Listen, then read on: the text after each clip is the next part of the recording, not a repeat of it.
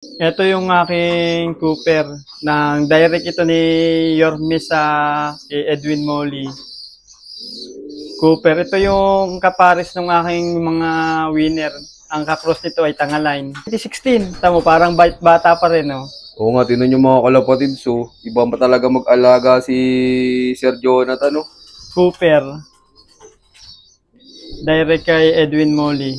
Ano-ano ng mga na-produce na winner nan, sir? Napakadami na na-produce ng winner nito. Lahat ng pooling winner ko, anak nito. North and South? North and South.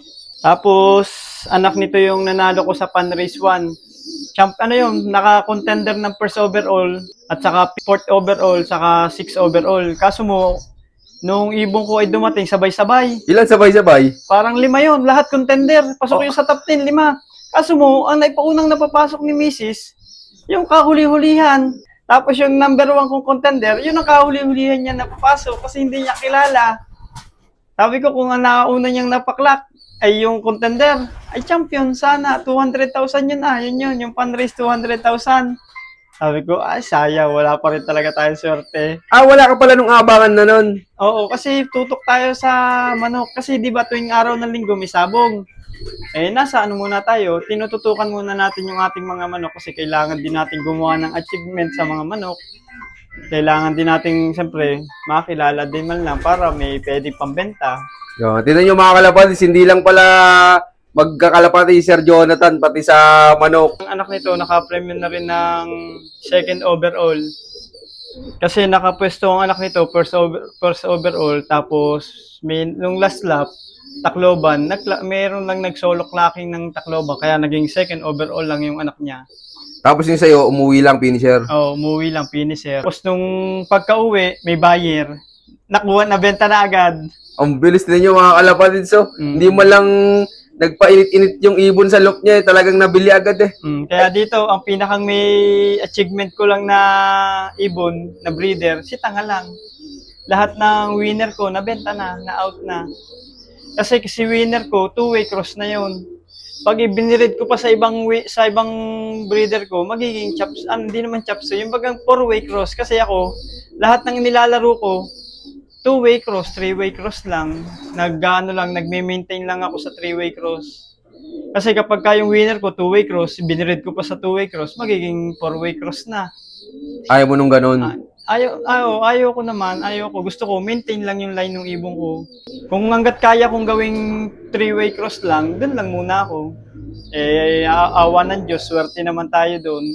Nanalo tayo sa 3-way cross. Kaya yun na lang ang pinakang baseline ko, hanggang 3-way cross lang. Tapos ano palang ka-best pair nan sa'yo, sir?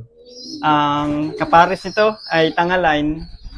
Lahat ng kapares ng aking mga foundation, Tangaline lahat. Hindi ako naglalaro ng ibon pag hindi kapares si Tangaline. Si Tangaline kasi, pinupure ko na talaga. Kaya lahat ng breeder ko dito, pure Tangaline.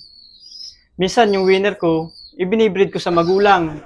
Di 75%. Pwede ko ng breeder yun, ganun. Pure na rin para sa akin yun. Yun na ang pang-cross ko na rin. Tapos kalimitan, para gusto mo maging lock breed, si Tanga, ipinapares ko sa kapatid. Kapatid na buo kasi ang lalabas doon, line din nilang dalawa. Yun ang para sa akin, lock breed. Pero naglaro na ng ganun, pure Tangaline?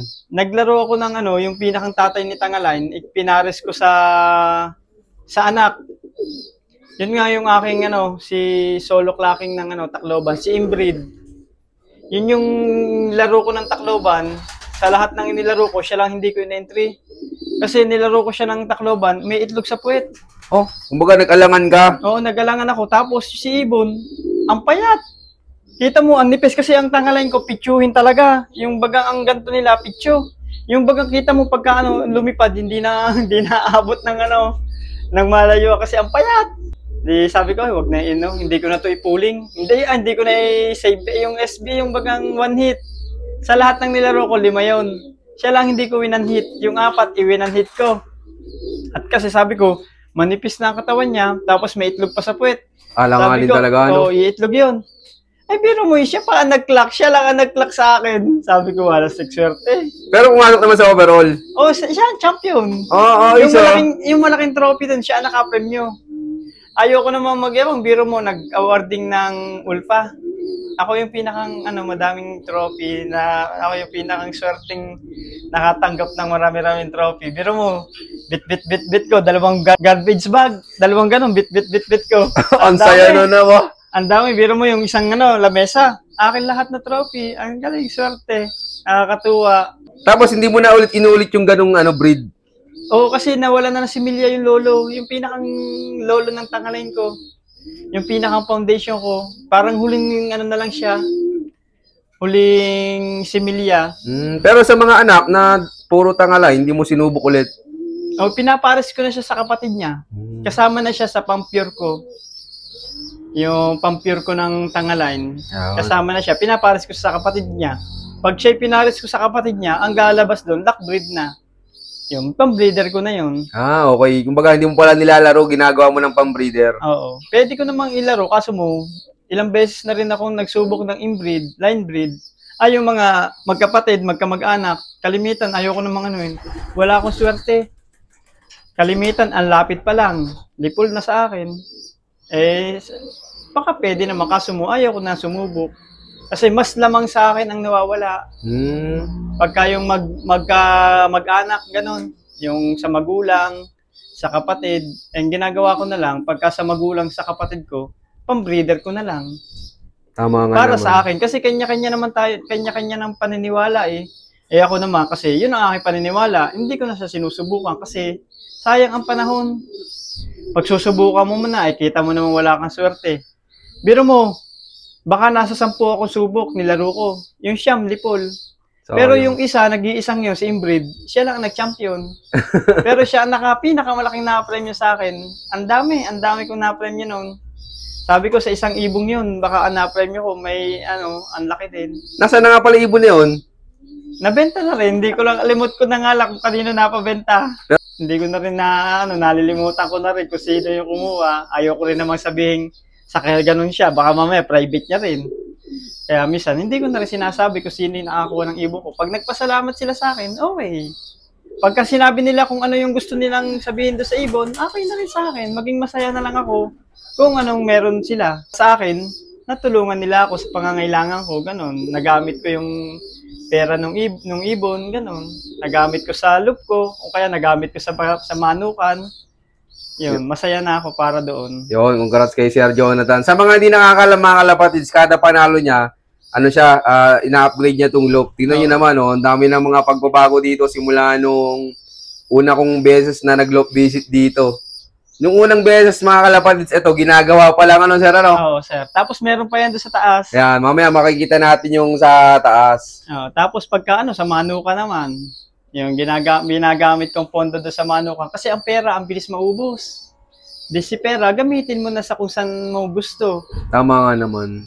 Ang pera naman, pag nagamit mo sa tama, sa hilig mo, ang bilis mong madagdagan, ganun. Kasi kapag ang pera, ginamit mo kung saan hilig mo, swerte ka doon. Kasi hilig mo, libang ka na, tapos kumikita ka pa.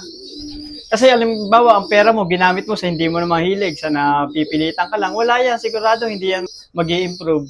Pag ginamit mo sa sa hilig mo, kahit anong mangyari, mag-i-improve yan, sigurado. Libang ka na sa lahat ng bagay. Yun, maraming salamat kay Sir Jonathan at congrats sa iyo, sir. Tapos ikaw pala, sir, paano ka mag-prepare ng breeder bago isabak sa breeding? Pag ako yung nagpe-prepare ng breeding, yung ginagawa ko, pinupurga ko muna yan. Tapos, pagkapurga ko, paligo. Pagkapaligo niya, binibigyan ko yan nung antibiotics ko, yung Yorme All-in-One. Yung antibiotics, hindi naman siya antibiotics, herbal lang siya. Tinimpla siya ni Mayor. Tapos, yun ang aking 3 beses nun, 3 araw.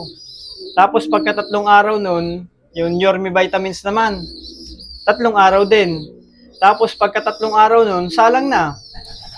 Pagkasalang ko noon, halimbawa, umitlog na. Meron na silang 2 itlog. Binibigyan ko rin siya 1 beses nung Yorme All-in-One, yung antibiotics, para in case na siyempre bagong anak, yung parang magamot din yung siyempre sama ng pakiramdam para bumilis Tapos, ang MWF lang, Yorme vitamins. Hinahalo ko na lang sa patuka. Lahat ng gamot ko kasi halo sa patuka. Ang ibong ko, minsan ko lang hipuin.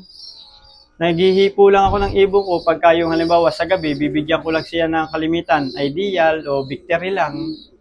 Yan lang ang pinakang binibili kong gamot. Lahat sariling gamot ko na. Meron din akong probiotics, herbal lang. Kung ano yung mga herbal kong ginagamit sa manok, yun na rin ang aking ginagamit sa kalapati. Yun, maraming salamat, Sir Jonathan. Pero ikaw, Sir Jonathan, nagre-reject ka ng itlog.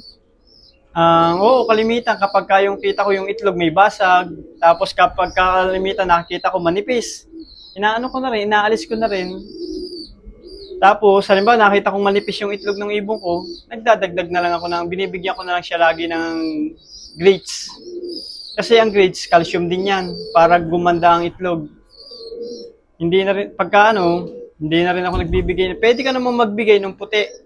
Yung multivitamins na puti, yung yung calcium, yung calcium na puti na. Calcium lactate. O, pwede ka rin magbigay nun kung gusto mong mano-mano. Kaso ako, tamad ako magbigay ng isa-isa. Di ginagawa ko, binibigyan ko na lang ng grits. Pagka sila nakakain na ng grits, nasanay na sa grits, ang ganda na ng itlog, nagiging matigas na rin. Tapos, minsan, hinahaluan ko naman yung aking breeder. Yung halimbawa, ang patuka ko kasi, Sky Master. Yung Sky Master, hinahaluan ko ng Integrapor. Yung pangmanok. Kasi si Integrapor, ginawa yan para sa breeding. Kaya yun ang halo ko na lang. Yun, maraming salamat, Sir Jonathan. Sa inakay naman, Sir, nagre-reject ka. Oo, pagkita ko, yung bagang kabigang paa. Tapos kalimitan, pagka yung bansot, ganun.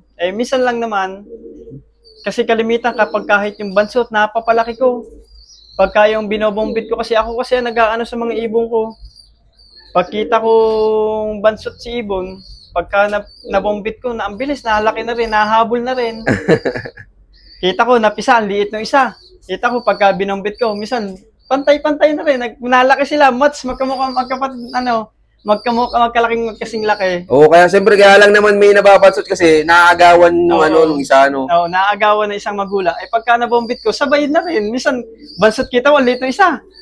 Pagka nabombit ko, sabay, magkaasing laki na rin. Nakakahabol, Sir, Ay, yung mga labas pusod, may nire-reject ang ganun. Oo, pagkakita kong labas ang pusod, saka yung malaki yung puwit, yun, yung bagang huwag ka nang maawa kasi pag palalakihin mo pa, wala na rin naman. Kalimitan, meron din ako diyang meron yung labas ng pusod kasi kapag labas ng pusod, nasisira na ang puwit. Okay. Yung bagang, na yung puwit niya, ang ipot niya, dito na rin lahat. Puti na ang ipot. Ayun, inaano ko na rin, inuunahan ko na lang.